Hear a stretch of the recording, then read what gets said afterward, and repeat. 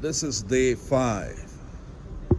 Day 5 of our trip as pilgrims on the John Wesley Heritage Tour, all the way from Western Pennsylvania. We've come here to the New Room, and it has a historical significance.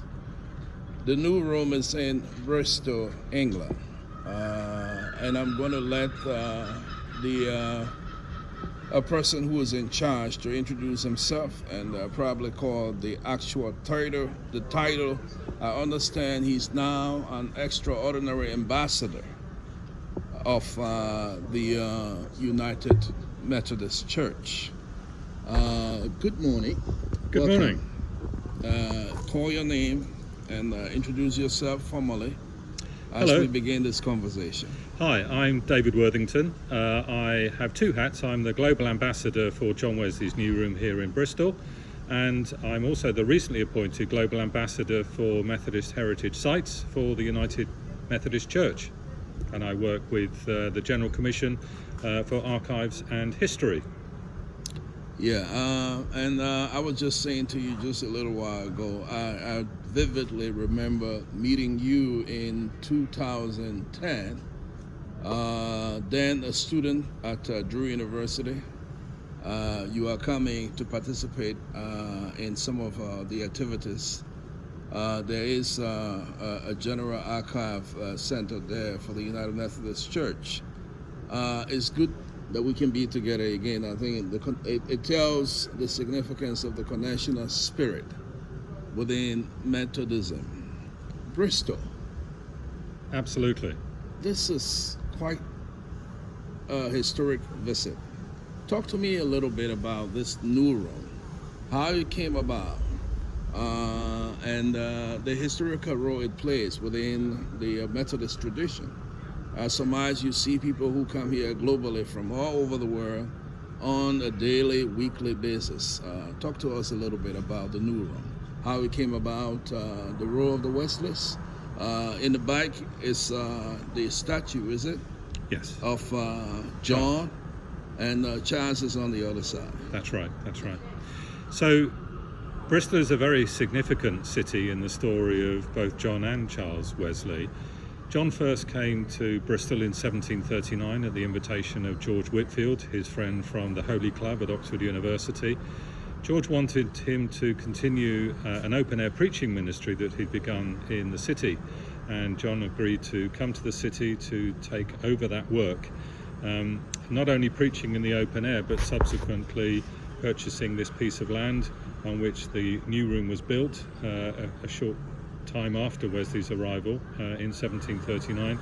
And this is the building which really becomes the template for the Methodist movement, not only engaging with religious societies but also offering practical help and support to people in need. So it was offered as a schoolhouse, it was offered as a medical dispensary, it was offered as a food bank. And so what Wesley establishes here in this space, in this city, then becomes the template for the movement that gets taken to London, to Newcastle, around the rest of England, and of course subsequently by people like Francis Asbury over to America in the 1770s. So if you want to understand your early Methodist history, then this building and this city very most definitely need to be on your itinerary. Yeah, United Methodists, especially those of you in the United States, all around the world, this is a point of reference. Now, why call it the New Room?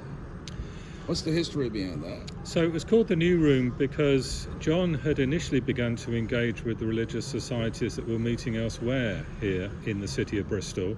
The story is that on one occasion so many people had crowded into an upper room to listen to John at the meeting house that the floor collapsed. And so amongst all of the chaos, Wesley proclaimed to those who were present, we must build ourselves a new room, a room therefore, a meeting room for the religious societies. So this essentially becomes a focal point for that spiritual work, but also for the engagement with the need for schooling and healthcare. I learned in theological history that the congregants or the United Methodist, the society, those from here, this part, this particular environment in which we are standing, and that of Nicholas Street. How far is Nicholas Street from here? It's about a 5-minute walk. Okay. So the two coming together to be able to form this place. Yes. This is truly historic. Absolutely. The ground that we stand on is truly historic. And I think Wesley and the Wesleys, Charles and John in particular, were far ahead of their time. The vision behind this, creating a space that is sacred, a meeting place, a place of prayer, and I want to make the emphasis that there is this false notion that John and Charles probably were against the aristocracy. They were not, or against the Anglican Church. These meetings were taking place in complement of the Anglican Church, not competing with it. Yes, we must always remember that Methodism began as a religious revival, and I think John and Charles were both hoping that somehow the established church, the Anglican Church, could find a way to embrace the Methodist movement. Sadly, that never happened, and so therefore the movement does become an established church in the early part of the 19th century. But the irony is that both John and Charles remained Anglicans, even though, of course, they're best known as being the founders of Methodism. That's quite correct. And now the Methodist Church, or if I may say the Methodist movement, is in a period of tension, a period of transitioning. As a global ambassador here in Bristol, speaking to the world, what can you tell United Methodists all over the world? What is it that we can learn from the Wesleys? Just taking from this point, in Bristol, the challenges with the bishop, even for John to be in this space, creating an avenue through which he was led by the Spirit, his colleague John Whitfield to be able to encourage him to take a stand, to do ministry here out in the open.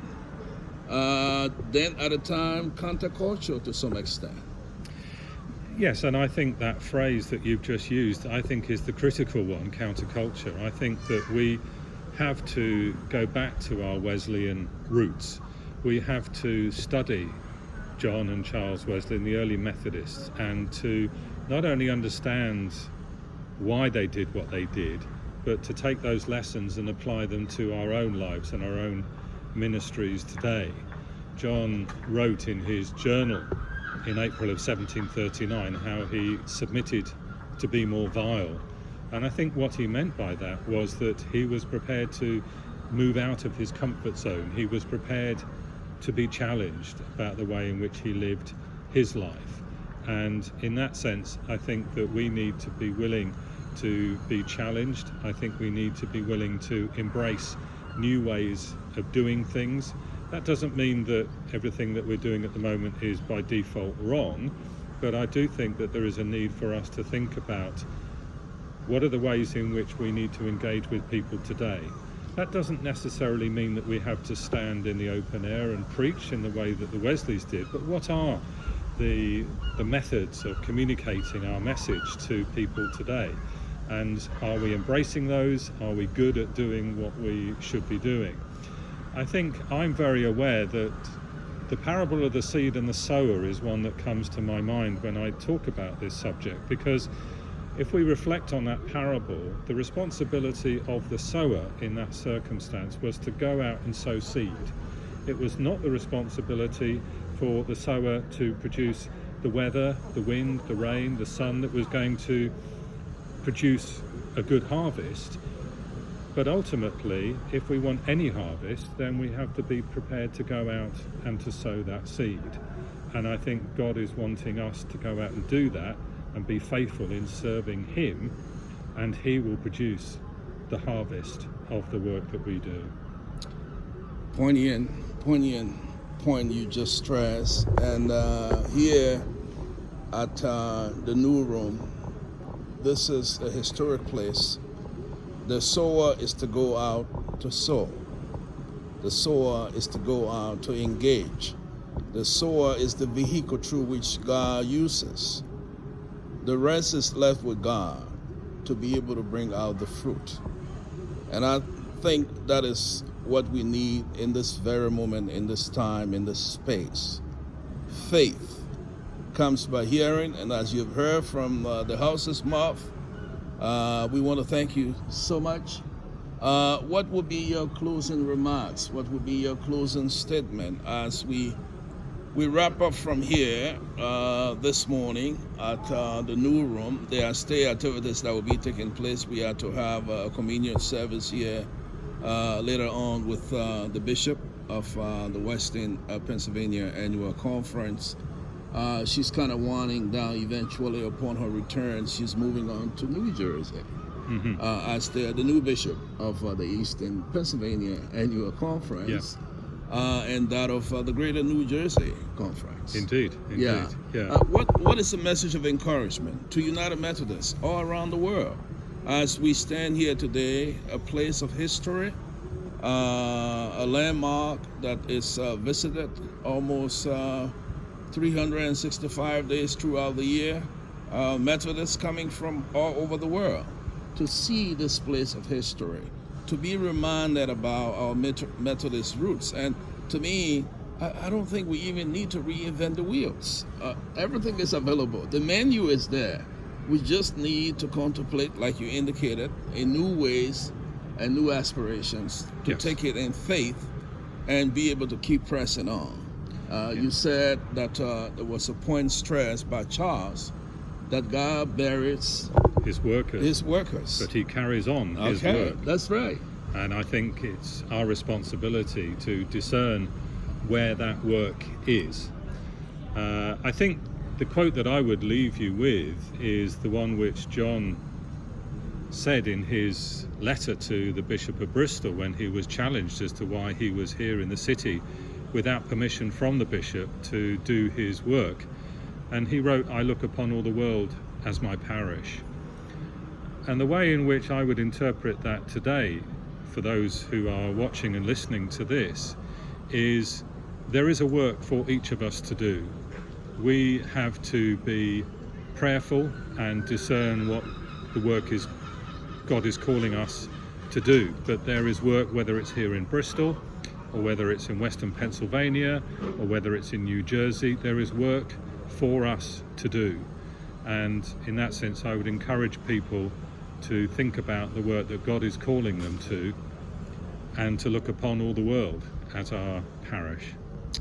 Quite profound words from John Wesley. Let me thank you so much. Thank you for being a part of this documentary. And we are continuing this journey. It's a 10-day trip here to England. Yesterday we were at Oxford. Today we arrived here late yesterday, and we're in Bristol. We're going to be here for today and also tomorrow, and we move on to other parts of England in continuation of this pilgrimage. This is actually a place of history. I read through the pages of the archives at Drew University. Then as a scholar there, not even heard about the newsroom and everything that happened here, but to see it physically, to touch it, to feel it, to see this particular monument here with John sitting on top of this hearse. It gives me quite indeed a great, not only pleasure, but that historical, spiritual memory to be able to go and to reflect more deeply and to be able to encourage United Methodists all around the world that we can do this. This is our time, this is our moment. Let's pick up from where the Wesleys ended, and let's keep marching on. Thank you so much. Thank you. Thank you. Stay with us. We're going to continue this particular aspect. We're going to have a communion service here with our bishop leading that particular service. And don't go anywhere. Be our guest.